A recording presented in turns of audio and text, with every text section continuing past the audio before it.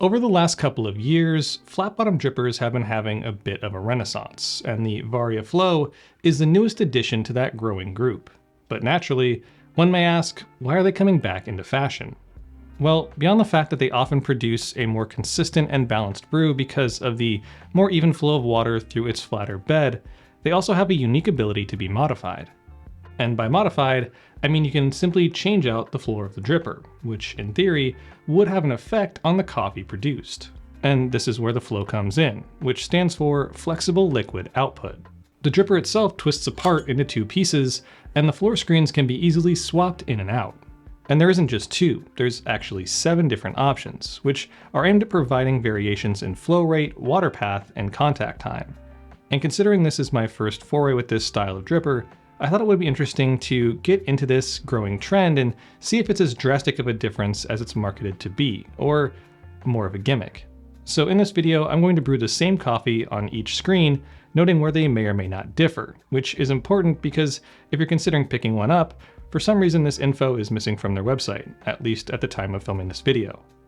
But first, in the spirit of full disclosure, the folks over at Varia sent me the Flo and its 7 screens without any real direction. They said, hey, check this out, you might enjoy it, and of course, probably hoped I would make a video out of it, and a positive video at that. So there was no arrangements, agreements, pressure, anything like that, but of course, as always, they had no access to the contents of this video prior to full public release. But with all that out of the way, we're gonna dive right into it after a quick word from this video's sponsor, Third Wave Water. When it comes to brewing the best coffee, quality ingredients matter. And purely by the numbers, water makes up to 98% of what's in your cup, and it's absolutely vital to the long-term reliability of your equipment. So after months of testing and trials, I've landed on Third Wave Water formulas for all of my coffee preparation. Not only is it formulated to not produce scale or cause corrosion, but there's an option for every palate. Third Wave Water offers a wide variety of mineral blends specifically designed to get the most out of your favorite roast level or brew type. So take control of one of the most important variables for brewing quality coffee today, and head over to thirdwavewater.com/Sprometheus or use code Sprometheus at checkout to save 10% off your first purchase. Thanks to Third Wave Water for sponsoring this video. Now let's get back into it. The Flo dripper on the surface isn't incredibly different from other flat bottom brewers on the market, but I mean, how much could they really change the design? But one thing that's interesting is it does have a full metal body, so it should make those who don't like brewing in plastic very happy. The body itself appears to overall be nicely made, and it's surprisingly light considering it's double insulated, so it doesn't get too hot or seemingly pull a ton of heat from the brew. And I think the design overall is attractive, and it's simple to swap screens, just twist it apart, swap in the screen, and then twist it back together. Though it doesn't seem to fully seal, as the screen sort of rattles around inside the casing. And in quite a few cases, coffee seems to drip out around the sides when brewing. Also, I think they could have done away with the additional lips on the bottom of the brewer, and made it more of a flat base, which I think would make it more compatible with more carafes and brew bases. But on the bright side, the shape of the cone also lends itself nicely to folding and negotiating flat filters, if low to no bypass is your thing. But with all that said, let's get to brewing.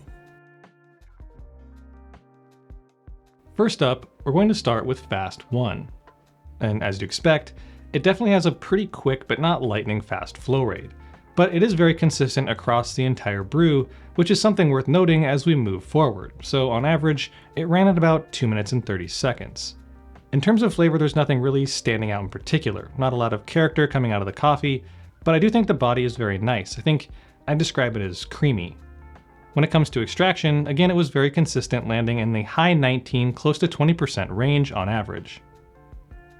Next up is Fast 2, which is one that comes standard with the dripper and has a nice neochrome finish. Now, brewing on this one flows pretty fast up front and slows down slightly towards the tail end, but it does give me the feeling that this design is more susceptible to migration of the fines through the brew itself. That said, it does, at least to my palate, produce a better brew than Fast 1. And that's because its final product, while still somewhat creamy in terms of mouthfeel, also still has more nuance to its flavor, is cleaner overall, and has a bit more acidity. And the extraction percentages again sat in the exact same high 19% than the Fast 1 screen. But I'd say it's pretty well balanced brew overall, and I can see why it's one of the stock screens provided with the dripper. This is the Medium 1 screen, which overall design-wise looks like a slightly more blocked off version of Fast 2. I think the most surprising thing I noted while brewing on the medium one was it ran at about 2 minutes and 30 seconds on average, which at the moment is about the standard timeline even with the same grind on screens labeled as a faster flow rate. Cup-wise, this one was more on the sour side, even considering its 19.5% extraction yield. This is the medium 2 screen, which is a bit of a blend of the fast 1 and the slow 3, which we haven't covered yet. But it does make sense in theory. Slow plus fast should fall somewhere in the middle. But surprisingly, medium 2 on the same grind, coffee, and recipe brewed at just past 2 minutes, putting itself ahead of both of the fast options. The cut profile was probably the simplest yet. Smooth and balanced and well extracted at 19.23%, but carried with it very little nuance or clarity, leaving the coffee sort of tasting like coffee. Moving on to the slow sets, and this is Slow 1. And because this one lived up to its name so incredibly, I did have to adjust the grind size about 20 notches coarser to avoid a 5+ minute brew time. As you can see on the Slow 1 screen, the exits are pretty well centered, and this definitely slows the brew down drastically, and it continues to slow over time as the weight of the filter filled with coffee and water presses down on the exits, and doesn't allow it to flow outside of a slow trickle. And the bypass water that sits outside of the filter itself can only really escape if you lift the filter up. Outside of grinding very coarse, I found this screen running around 4 or so minutes and producing cups that are obviously heavier in flavor and slightly higher extraction, around 21%, from the increased contact time. But with that, they are more prone to bitterness, and that slow drawdown also comes with increased inconsistency brew to brew. So overall, I'd argue that this one is designed for more specific coarse brewing applications and isn't much of an all-arounder. Next up is Slow 2, which, as you can see, has still quite a bit blocked off like Slow 1, but the exits are far more spread out. So when brewing, immediately it's clear that this screen will flow considerably faster than the Slow 1 even on the same grind.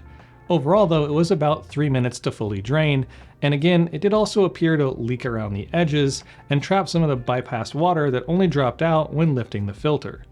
In the cup, it did produce a weaker tasting brew with a thinner body, but a nice even balance between clarity and acidity, not leaning too heavily in either direction, though upon testing, its yield didn't even reach 17%.